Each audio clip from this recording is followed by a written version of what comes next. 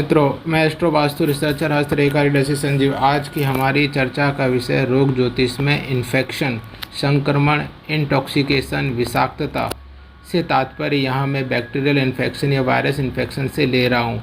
इसमें आपको शरीर का कोई भी अंग यथा रक्त, नेत्र, नाक, कान, गला, मुख, यौनांग, मूत्र मार्ग, पाचन तंत्र, त्वचा, फेफड़े, गर्भाशय भी शामिल होते हैं। इन अंगों से संबंधित भाव व भावेश और इन अंगों से संबंधित कारक ग्रह और संक्रमण का कारक या विष का कारक राहु से और शनि से जो द्वितीय विष का कारक होता है का संबंध होने पर जातक को उस अंग से संबंधित संक्रमण होता है। और अगर यह दशाएं मंगल से जुड़ती हैं तो जातक के उन अंगों पर लालिमा या सूजन भी प्रदर्शित होता है।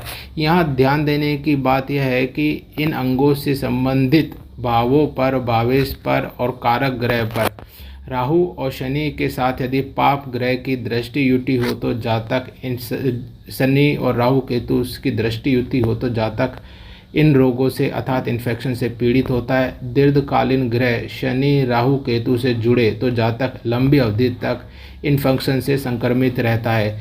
यहाँ पर एक बात और ध्यान दें कि यदि इन युति के साथ अगर षष्टेश भी जुड़ा हो तो यह जातक को रोग जीवन भर रहता है।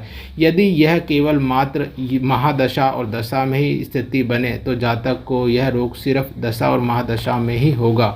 जैसे कि मैं आपको बताना चाहूँगा कि पाचन से जुड़े रोग फूड पॉइजनिंग, स्किन से जुड़े हुए रोग स्किन इन्फेक्शन, मूत्र मार्ग से जुड़े हुए यूरिनरी ट्रैक इन्फेक्शन, यौनांग से जुड़े हुए सेक्सुअल इन्फेक्शन, मुख से जुड़े हुए ओरल इन्फेक्शन, नेत्र से जुड़े हुए आई इन्फेक्शन, रक्त से जुड़े हुए ब्लड इन्फेक्शन और फेफड़ों से जुड़े हुए लंग इन्फेक्शन को हम सामान्यतः इन्फेक्शन के रूप में जानते हैं।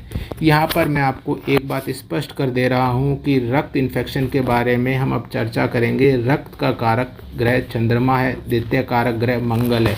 जब दशा अंतरदशा में चंद्रमा व मंगल की राहु से प्रथम विषकारक और द्वितीय विषकारक शनि से युति हो और यह पाप दृष्टि और पाप युक्त हो तो जातक को रक्त में इन्फेक्शन होता है। शनि से संबंधित होने पर यह इन्फेक्शन लंबा चलता है तथा इसी प्रकार मूत्र मार्ग शुक्र और सप्तम भाव और भावेश का, गर्भाशय शुक्र पंचम भाव और पंचमेश का फीमेल में, पाचन तंत्र बुध सूर्य और बृहस्पति का छठा पंचम नवम भाव, त्वचा हेतु बुध और त्वचा के जिस अंग में यह रोग हो रहा है जैसे कि हाथ के लिए तीसरा भाव, पैरों के लिए 10वां 11वां भाव, यौनांग के लिए शुक्र व सप्तम भाव, गुदा के लिए मंगल और अष्टम भाव, ईएनटी के लिए तृतीय भाव और शुक्र, फेफड़ों के लिए चौथा भाव भावेश और बृहस्पति या चंद्रमा, श्वास हेतु तृतीय भाव व बुध। अगर ये ग्रह राहु विष कारक ग्रह प्रथम और द्वितीय विष कारक ग्रह शनि से प्रभावित होते हैं तो जातक को इनसे संबंधित इन्फेक्शन होता है। अगर यह पाप पीड़ित ग्रहों से ज़्यादा समय तक पीड़ित रहते हैं और शनि से प्रभावित रहते हैं तो यह इन्फेक्शन लंबा चलता है।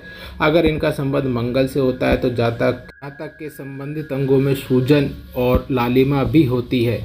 अब यहाँ पर हमने यह स्पष्ट कर दिया कि किस भाग से संबंधित होने पर कौन से भाग में इन्फेक्शन होगा, राहु और शनि से कौन सा भाव जुड़ेगा उसमें इन्फेक्शन होगा। अब हम इसकी उपाय की भी मैं आपको बता देता हूँ। यह रोग कब ठीक होगा? जब भी औषध कारक ग्रह सूर्य व जल कारक ग्रह चंद्रमा और पंचमेश और एकादशीश यह जब महादशा और अंतरदशा में इनके स्वामी नक्षत्र स्वामी की दशा अंतरदशा में यह रोग ठीक होने की स्थिति में होगा। धन्यवाद।